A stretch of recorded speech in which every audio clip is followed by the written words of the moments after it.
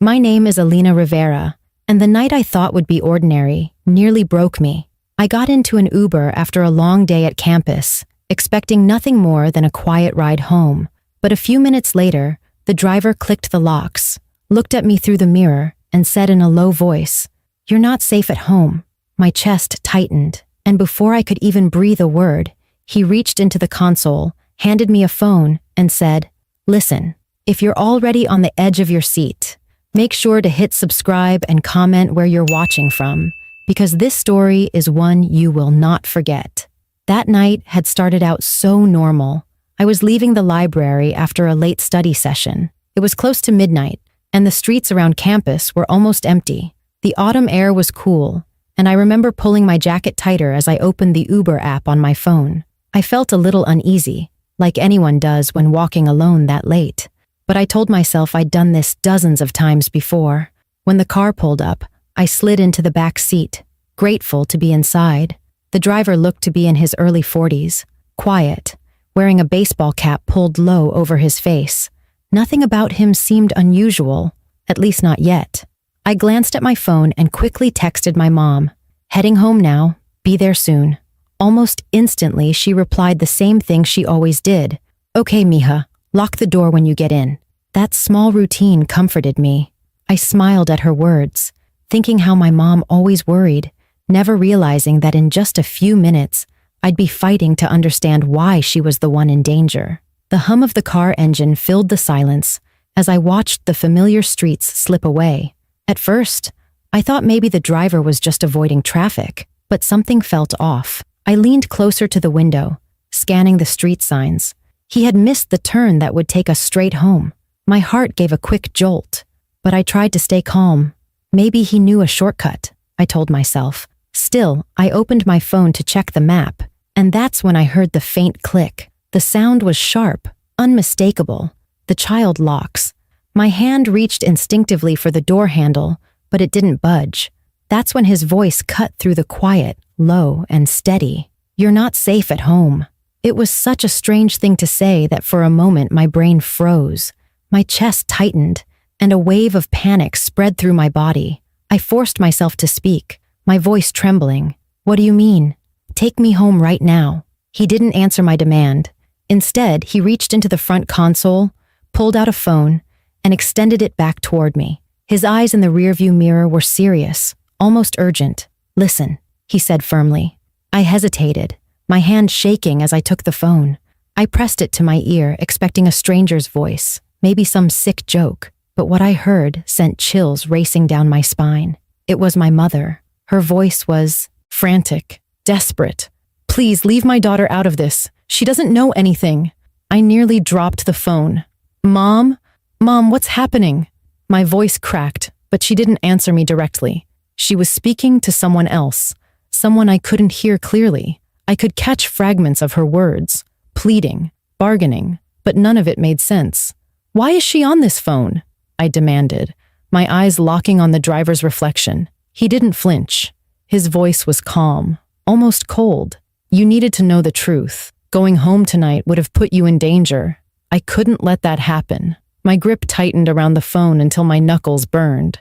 I didn't understand. Who was this man? Why was he telling me I wasn't safe in my own house? And why was my mom on the line with someone who clearly terrified her? Fear clawed at me, but I couldn't let it take over. I forced myself to think. I had to get information. I steadied my voice as best I could. "What truth? What are you talking about? What's happening to my mom?" There was a pause, and then his answer.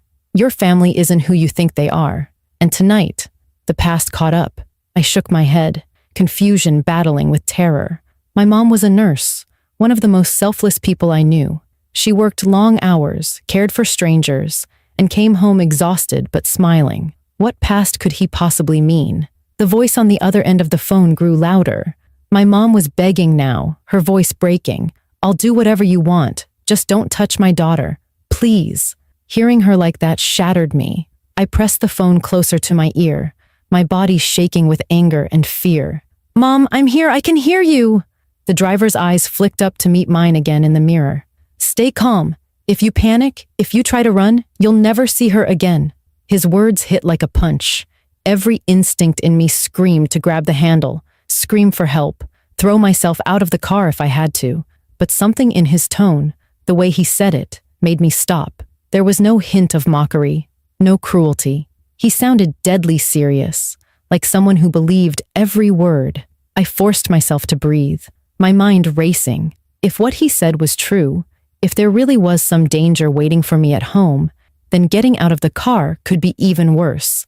And if my mom was already caught in the middle of it, I couldn't risk making things worse for her. I swallowed hard, my throat dry. "What do you want from me?" He shook his head. "Not what I want, what you need to hear." The car kept moving, each street taking us farther from the route I knew. Every block tightened the knot in my stomach. The phone in my hand felt like it weighed 100 pounds. My mother's muffled voice, her fear, it wrapped around me like chains. I realized then that this wasn't a simple mistake or a random threat. Something bigger was happening, something I didn't understand, and somehow I was at the center of it.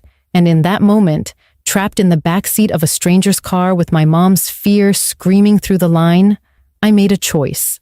I would stay quiet, I would listen, and I would figure out the truth before it was too late. My hands trembled as I clutched the phone tighter against my ear. The sound of my mother's voice was fading in and out, broken by static, but her desperation was clear. She was terrified, and that alone was enough to send me spiraling. I wanted to scream at the driver to stop the car, to let me out, to give me answers. Instead, I forced myself to swallow the panic and focus. If my mom was in danger, then my every move mattered. I leaned forward, my voice shaking but demanding. "Who are you? What are you doing with my mom? What do you mean I'm not safe at home?" The driver's eyes met mine in the rearview mirror, steady and unflinching. "My name is Victor," he said, his voice firm but not cruel. "Your mother didn't tell you the truth about her past. That's why tonight is happening. If you go home now, they will be waiting. You'll walk straight into it, and there will be no way out." I froze, his words crashing over me like a wave. My mother? Hiding something. She was the most honest, hard-working person I knew. She spent her life caring for patients, coming home bone-tired, but still managing a smile for me. What kind of secret could she possibly have that would bring menacing strangers to our doorstep? My chest tightened with anger. "You expect me to believe you? You locked me in your car. You could be the danger." His jaw clenched as he gripped the wheel. "If I meant to hurt you, I already would have. I'm not your enemy, Alina. I'm the one keeping you alive right now." The certainty in his tone shook me more than his words. I wanted to deny it, to cling to the idea that this was just some horrible mistake. But deep down, I knew something was terribly wrong. The phone crackled again, and my mother's voice came through. "Alina, listen to him. Please, don't fight. Just do what he says." Hearing her side with him twisted my stomach. She sounded broken, afraid in a way I had never heard before. I pressed my free hand against my chest, trying to steady my racing heartbeat. "Mom, what are you talking about? What is happening?" Before she could answer, the line went dead. Silence filled my ears, heavy and suffocating. I pulled the phone away, staring at the black screen, my reflection in the glass, looking back at me with wide, frantic eyes. "Give it back," Victor said firmly, holding out his hand for the phone. "No," I snapped, pulling it close. "Not until you tell me exactly what is going on. Who was she talking to? Why is my mother terrified? What do you mean about her past?" Victor's expression hardened. For a moment, he didn't answer. The tension in the car grew unbearable, the silence louder than any words. Finally, he spoke, each word slow and deliberate. "Years ago, your mother stood against someone powerful. She thought it was over. She thought you were safe. But that man is free now. And tonight, he made his move. That's why you can't go home. That's why you're in this car." My stomach dropped. His words didn't feel like a story made up to scare me. They carried weight, like truths my mother had buried and prayed I'd never uncover. But if it was true, then my whole life had been built on a lie I never saw coming. The car turned sharply onto a narrow street I didn't recognize. My hands gripped the seatbelt as my breathing quickened. My instincts screamed at me to run, to fight, to do something other than sit helplessly in the back seat of this stranger's car. But another part of me, the part that had heard my mother's voice begging me to listen, knew I had to hold back. I faced the mirror again, forcing my voice to steady. So what now? Do I just sit here and trust a stranger while my mom is out there with someone who wants to hurt her? Victor's eyes narrowed. You don't have to trust me. You just have to trust that I know more than you.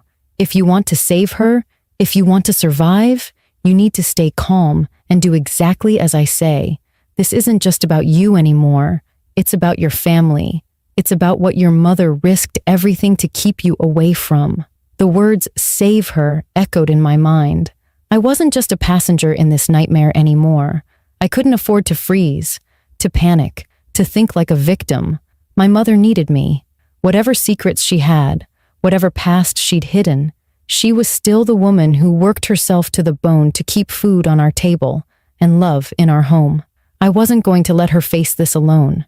I took a shaky breath, every nerve in my body on fire. Fine, I'll listen, but if you're lying to me, if you're the reason my mom is in danger, I will find out, and I won't forgive you. For the first time that night, Victor's expression softened just slightly, though his eyes remained sharp. That's the spirit you're going to need. Hold on to it. The car sped forward, the city lights blurring outside the window. My fear hadn't gone away, but something inside me shifted. I wasn't just terrified anymore. I was angry, determined, ready to face whatever truth was waiting for me, no matter how much it shattered the world I thought I knew. And with that choice, everything about this night and my life began to change. The city lights flickered past in streaks of yellow and white as Victor drove deeper into streets I didn't recognize. My grip on the seat tightened as the knot in my stomach grew heavier. Every nerve in me was telling me that something big was about to happen, something I couldn't control. My phone sat useless in my lap, the screen dark. My mother's last words still echoed in my mind. Listen to him, Alina. Please. The words made no sense, but they carried weight. My mother would never side with a stranger unless the danger was real. Still, I couldn't shake the thought. What if this was all an elaborate trap? Victor's voice broke the silence.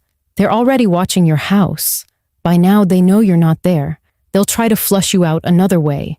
We have to move fast. Before I could respond, headlights suddenly flared bright in the rearview mirror. A car had pulled in behind us. Close. Too close. My pulse spiked. Victor, that car is following us. I know, he muttered, his jaw tightening. Hold on. He slammed the accelerator, and the car lurched forward.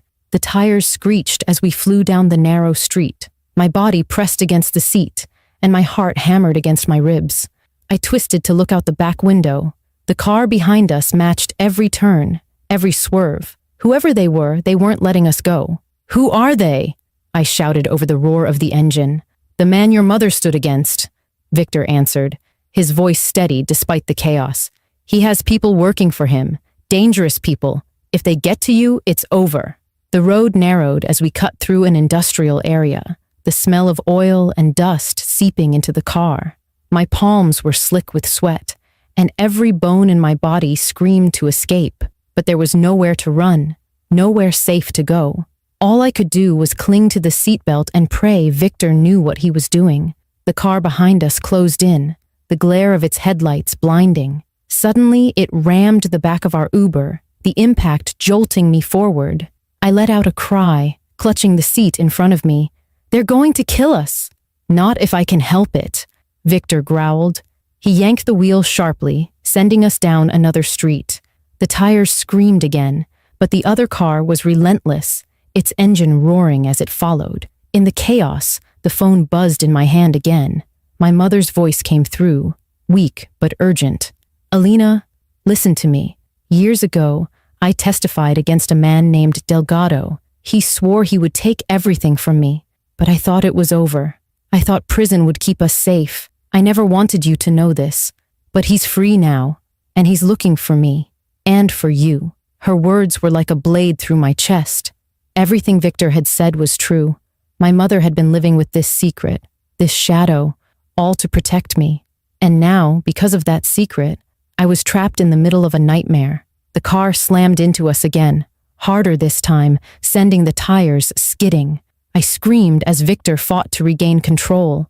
His face was a mask of focus, his knuckles white on the wheel. "We can't outrun them forever," he muttered. "We need to end this now." I turned toward him, fear and disbelief colliding. "End this? How? We're just two people against them." His eyes met mine in the mirror. "Not two, three. Your mother knew this day would come. That's why she called me." Before I could ask what he meant, Victor suddenly cut the wheel and pulled us into a deserted lot. The car chasing us swerved in, headlights bearing down. My chest felt like it would explode. Victor stopped, yanked open his glove box, and pulled out a gun. The metallic click filled the car. He tossed me a small can of pepper spray. "If they get close, use it. Aim for the eyes. Do not hesitate." I stared at the spray in my hands, my pulse racing. I had never held a weapon in my life, but in that moment, I realized I didn't have a choice. It was survival. The other car screeched to a halt across from us, and two men jumped out. Their faces were hard, shadows stretching across their features. One of them shouted, "Bring her out, Victor! Delgado wants the girl alive!" My blood ran cold. They wanted me. Victor stepped out of the car, gun raised, his voice steady. "If Delgado wants her, he'll have to come himself." The men started toward us, and instinct took over. I rolled down the window just enough and sprayed the nearest one in the face. He screamed, clutching his eyes as he stumbled back. Victor fired a warning shot into the air, the crack of the gun echoing through the lot. For a moment, everything froze. The men hesitated. Victor stood firm, and I sat in the back seat, trembling but no longer helpless. Then, as if sensing the fight wasn't worth it, the men retreated to their car, dragging the blinded one with them. Tires screeched as they sped off into the night, leaving us in silence. I collapsed back against the seat, my chest heaving. My hands shook so violently I could barely hold the spray. Victor slid back into the car, his face tight but calm. "You did good. You stayed strong." Tears blurred my vision as I whispered, "They were going to take me." He nodded, "And they'll try again. But tonight, you proved you're not as powerless as you think." As the car pulled away from the lot, I clutched the phone against my chest.